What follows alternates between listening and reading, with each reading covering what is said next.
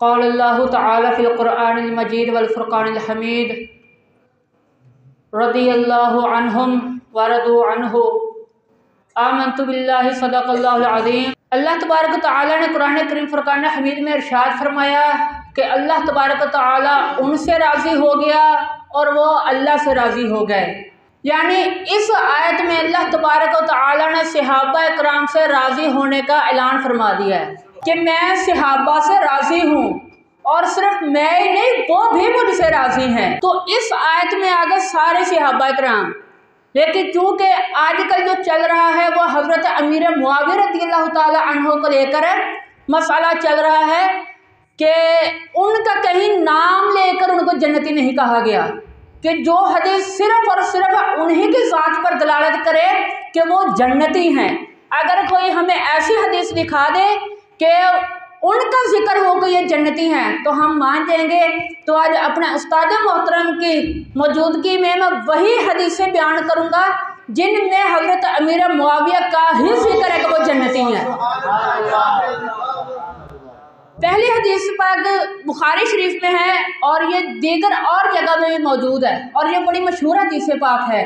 کہ حضور علیہ الصلوۃ والسلام نے ارشاد فرمایا، میری امت میں سے سب سے پہلے جو سمندری جنگ کرے گا اللہ تبارک و تعالی اس پر جنت واجب کر دے گا۔ اللہ تبارک و تعالی اس پر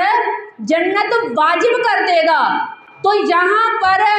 حدیث اگر آگے پڑھی جائے اور اس کا مفہوم، اس کی تشریح پڑھی جائے تو اس میں یہ واضح طور پر لکھا ہوا ہے کہ وہ جو جنگ تھی وہ حضرت امیر معاویہ نے ہی سب سے پہلے لڑی تھی۔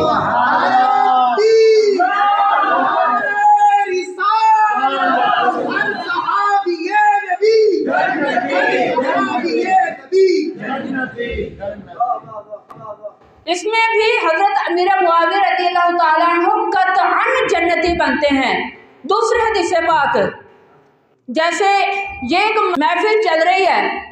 ایسے ہی حضور علیہ الصلوۃ والسلام کی بارگاہ میں محفل چل رہی تھی۔ یہ کتاب الشریعہ امام اجری نے نقل کیا ہے، جن کا سن وصال 360 ہجری ہے۔ انہوں نے اپنی کتاب میں یہ بات نقل کی ہے فضائل معاویہ میں۔ وہ فرماتے ہیں کہ مجلس لگی ہوئی تھی اور سرکار علیہ الصلوۃ والسلام نے اچانک یہ فرمایا کہ اب جو بندہ دروازے میں داخل ہوگا، مسجد میں داخل ہوگا، وہ پکا ٹھکا جنتی ہے، وہ پکا ٹھکا جنتی ہے۔ صحابہ فرماتے ہیں پھر ہم نے دروازے کی طرف دیکھنا شروع کر دیا کہ یہ کون سی خوش نصیب ہستی ہے جس کو حضور علیہ الصلوۃ والسلام نے جنتی قرار دے دیا۔ تو صحابہ فرماتے ہیں ہماری نظر دروازے میں تھی، کیا ہوا کہ حضرت امیر معاویہ تشریف لے آئے۔ تو اس حدیث میں بھی یہ جنتی قرار پائے۔ اور ایک اور حدیث پاک، حضور علیہ الصلوۃ والسلام کسی جگہ پر تشریف لے کے جا رہے تھے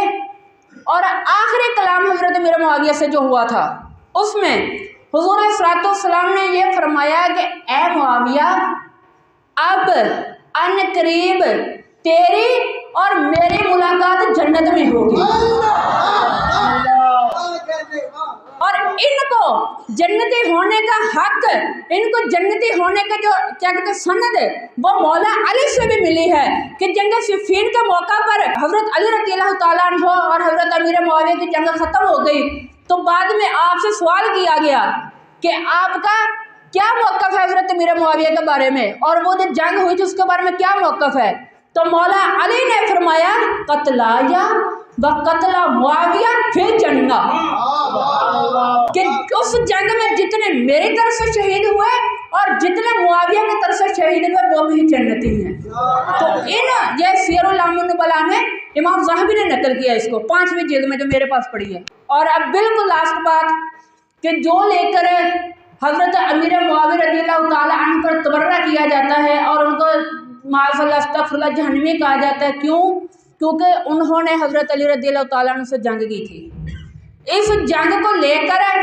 وہ یہ بات پھیلاتے ہیں کہ حضرت امیر معاویہ رضی اللہ تعالیٰ عنہ حضرت علی کے دشمن تھے، اہل بیت کے دشمن تھے، معاذ اللہ۔ تو میں اب انہی کی کتاب سے آپ کو سامنے پیش کروں گا ایک ہی حوالہ، بندہ نتیج کی نظر میں کافی حوالے موجود ہیں لیکن ایک حوالہ پیش کر کے اجازت چاہوں گا۔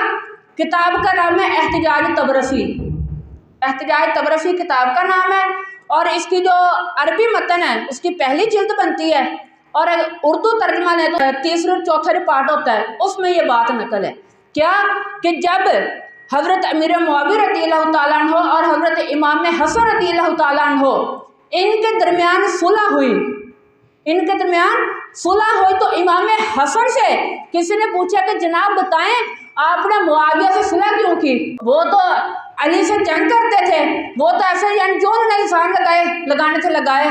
तो आपने फरमाया नहीं, ये जो लोग गुमान करते हैं ना कि ये हमारे शिया हैं, हमारे शिया, ये इबारत के लफ्ज़ है, ये जो लोग गुमान करते हैं हमारे शिया हैं, दर हकीकत यही हमारे दुश्मन हैं, और इनसे करोड़ हाथ दर्जा हमारे लिए बेहतर है, उसका नाम अमीर मुआविया है, उसका नाम अमीर मुआविया है।